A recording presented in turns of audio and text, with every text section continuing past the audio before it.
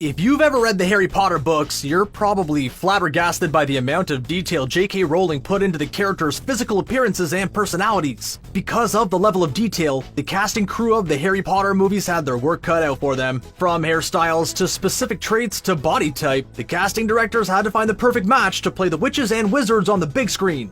The actors and actresses of the Harry Potter movies sometimes matched the book spot on, whereas other times they missed the mark completely. First up in the Scarlet and Gold Gryffindor house is Ginny Weasley. In the books, she's described as having a fiery and vivacious personality, which Bonnie Wright didn't fully capture. Bonnie was often timid, shy, soft-spoken, and awkward in the movies, especially around Harry.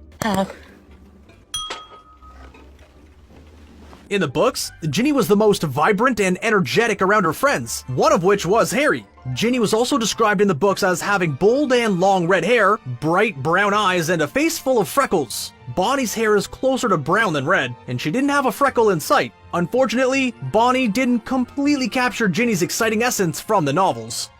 Next up is one of Gryffindor's most intelligent members, Hermione Granger. In the books, she's described as having bushy, thick hair and buck front teeth. Hermione's big teeth are quite humorous, given that her parents are dentists to muggles. They attend to people's teeth. Fascinating.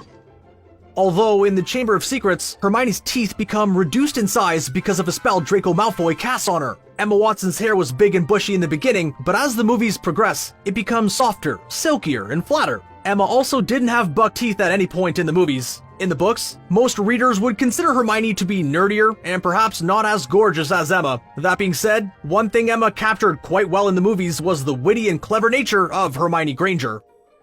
Before Albus Dumbledore was the headmaster at Hogwarts, he was sorted into the Gryffindor house when he attended the school. Dumbledore is described as having sharp blue eyes, a long crooked nose from being broken on a few occasions, a silver beard, and wearing half-moon glasses. He's also described as having a captivating presence similarly to an influential visionary. Dumbledore was played by two actors, Richard Harris and Michael Gambon.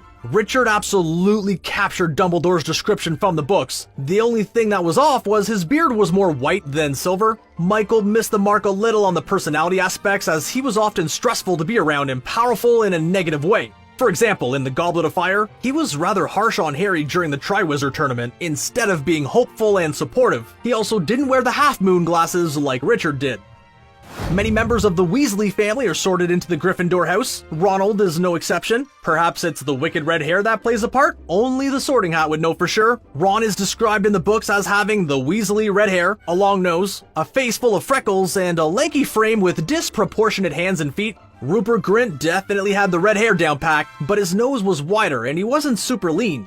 Throughout the movies, Rupert filled out and became more muscular and big, which was unlike Ron in the books. However, it'd be impossible for the casting crew to know exactly what the actors and actresses would look like in the future, especially since they were casting quite young. Another trusty member of the Gryffindor house is Neville Longbottom. Neville is described as having blonde hair, a round face, and stout figure. Unfortunately, Matthew Lewis didn't have blonde hair or a round face. Instead, he had brown hair and an oval face. At the start of the movies, Matthew was stout and short, but as many fans know, puberty hit him well as he grew up to be taller and leaner. Although, how could the casting directors possibly know that Matthew would look so much different with age? While Matthew may not have captured the physical descriptions of Neville, he did capture the anxious, shy, brave, and klutzy personality of Neville exceptionally well. This was true in the first movie when he stood up to Harry, Hermione, and Ron for leaving the corridors late at night, and it was true in the last movie when he helped Harry defeat the Dark Lord. The most important character in Harry Potter is, well, Harry Potter. In the books, Harry has green eyes, he's petite and skinny, and has disgruntled jet black hair. Oh, and he has a thin, lightning-shaped scar on his forehead, which is one of the few things the insecure boy liked about himself in the beginning. Daniel Radcliffe captured the skinny figure of Harry Potter, but he had blue eyes and neat brown hair. Many fans would have liked to see the brilliant green eyes of Harry as they mimic his mother's eyes, which is an important aspect of the story. But of course, this color is the rarest in people. No offense, but I really don't care. Harry did a good job of capturing the courageous character, and he grew more confident as the movies went on, just like Harry did in the books. Although some of these characters looked much different from the books, there are some characters who couldn't have been more accurately casted. A great example of this is Dean Thomas. Dean is one of the secondary characters recurring in the books. The books describe Dean as having dark hair and dark skin, and it was apparent that he was of African descent. He was also very tall and had a notably long neck. Dean had a tough upbringing, which made him both tolerant and open-minded. Alfred Enoch absolutely embodied the physical characteristics of Dean. He was even taller than Ron, which was a distinction made in the books. Alfred also did a great job of demonstrating Dean's personality, as he was open to new ideas and could handle a lot of pressure. Every great story needs some comic relief, and that's precisely what Fred and George Weasley contributed to the story. In the books, Fred is the more energetic, sarcastic, and bold twin, whereas George is the humble, reserved, and quiet-humored twin. The identical twins are described as having the trademark red Weasley hair and a stocky build. In the movies, James and Oliver Phelps are tall and lanky, which was a discrepancy. However, they did an amazing job of providing comic relief to the story and embodied Fred and George's personalities. It must be hard to cast twins in a movie. With that in mind, the casting crew did an excellent job. The eldest child of the big Weasley family is Bill Weasley. Bill isn't a big character in the books until much later, as he's already finished school at Hogwarts when Ron begins his education. When he makes his appearance, Bill is described as having red hair and long scars and disfigurations on his face as a result of a nasty fight with Fenrir Greyback. Domhnall Gleeson looked much like a Weasley, but the scars on his face were tame in comparison to the book's description. Many would have appreciated more gruesome scars, as that would better capture the divided state and aggression of the wizarding world.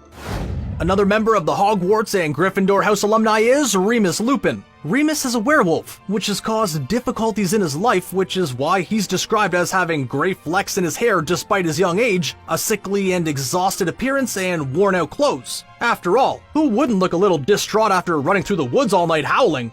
David Thewlis did a great job of embodying the tiresome appearance of Remus, but his wardrobe and hair weren't on par in the movies. This is unfortunate, as it would have been an easy fix to put some gray hair dye in David's hair and make some tears in his clothes. Some might have been shocked by the fact that Sirius Black was a member of the Gryffindor house back in the day. Sirius's reputation as a prisoner of Azkaban definitely preceded him. His appearance got the better of him too, as he was described in the books as being bony, skeleton-like, and crazed-looking due to his hard life. He also had dirty, long hair that fell to his elbows, sunken eyes, oily skin, and yellow teeth in the books. Sirius is definitely one scary-looking guy, but he had good intentions to help Harry, as he was an old friend of Harry's father, James. Gary Oldman captured the appearance quite well, but was lacking other aspects of Sirius's sickly appearance. He also lacked the long hair and skeletal look. Before Minerva McGonagall was a professor at Hogwarts, she attended the school and was sorted into the Gryffindor house. Minerva is described as having black hair that she rarely let down and was intense looking. She often looked prim and pursed her lips. Occasionally, she would let loose, whereby she appeared to be an entirely different person. Maggie Smith did an amazing job of capturing Minerva's appearance and personality, although she was described as younger looking in the books compared to the movies. One detail they forgot to include was Minerva's square spectacles. Minerva often wore these glasses to match the markings of her animagus and Patronus, which was a silver tabby cat. This is a minor detail, otherwise the casting crew did an excellent job. Seamus Finnegan is one of Harry Potter's quirkier characters and a member of the Gryffindor house. In the books, Seamus is described as having an Irish accent, sandy-colored hair, and a sloppy appearance. He also has an impeccable knack for making things explode by mistake. Devin Murray did a good job with the Irish accent and sloppy clothes in the movie. He's often blowing things up by mistake in the movies, leaving his face covered in black residue and his hair spiky and burnt. The one thing Devin was missing was the sandy hair, but otherwise, he was spot on.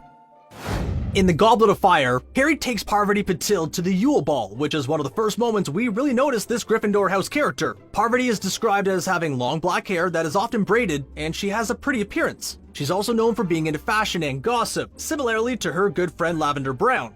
Chef Ali Chowdhury is gorgeous, however. Her long hair was rarely braided in the movies. Instead, it was often worn in a half ponytail. Chef Ali did an excellent job of playing the giggly and smiley character of Parvati. She was also witty and easygoing like Parvati was in the books. Last but not least, we have the cute, innocent Colin Creevey. Colin is one of the younger characters in the books, and he's sorted into Gryffindor house. It's implied that he looks up to Harry like a hero, and he's often described as being overly excitable. He is also petite and has mousy brown hair. Hugh Mitchell did a superb job of embodying the cheerfulness and high energy of Colin. He also looked very much like Colin in the movies. The casting crew did an excellent job with him, even though he wasn't a main character. J.K. Rowling is known for being a descriptive and imaginative writer in the Harry Potter novels.